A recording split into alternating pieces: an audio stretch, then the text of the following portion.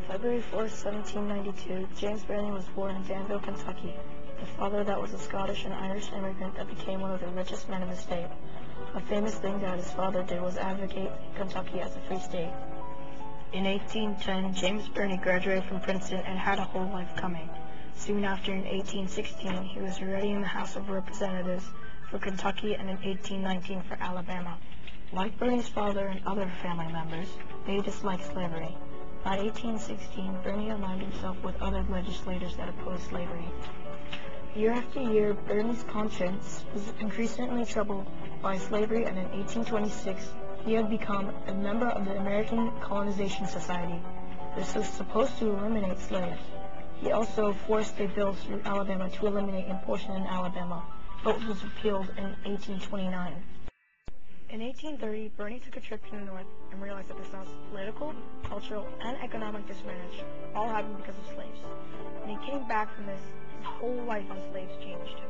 In 1832 to 1833, James Gillespie Birney served as an agent in the Southwest for the American Colonization Society.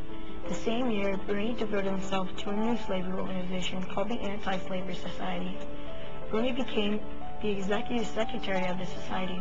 Soon after, James Birney freed his inherited slaves and did the unimaginable. Birney was not afraid to show his emotions on slavery. Absorbent claims on the liberties of the free states, one not alone of freedom for the blacks, but of freedom for the whites. He also said, "There will be no cessation of conflict until slavery shall be exterminated or liberty destroyed. Liberty and slavery cannot both live in juxtaposition." These quotes were said in 1835 by James Gillespie Birney. On January 1st, 1836, Birney began publication on the Fee and the Rapist. It was an anti-slavery newspaper that made Birney in the Northwest a great influence. In 1840, Birney arrived as vice president of the World Anti-Slavery Convention. Birney also made a new party for abolitionists called the Liberty Party. Birney was a candidate for presidency for this new party in 1840 and 1844. In 1844, Birney got about 65,000 votes, which makes Birney so influential. Sadly, in 1845, Birney fell off a horse and became paralyzed. In 1857, he died of an unknown cause, and through the paralyzed stage, Birney suggested the Civil War. Many people loved Birney's ideas, but others didn't because they hated slaves. Birney was beaten up a few times and was almost killed, but he never gave up.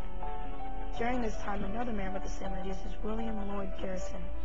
Garrison was the president of the Anti-Slavery Society and worked so hard for a better life for blacks. James Gillespie Birney reminds me of Barack Obama, because Obama tried so hard to make a change, like Birney. Through all the discrimination, Obama never stopped. He held on to his dream and became the first U.S. black president. Birney and Garrison also had a dream, but it was all about slavery, which they succeeded in, just like Barack Obama. All the things James Gillespie Birney have done are so important. Maybe because of people like Birney, Barack Obama and many others can have a successful life like white people. James Gillespie Birney, a great influence against slavery.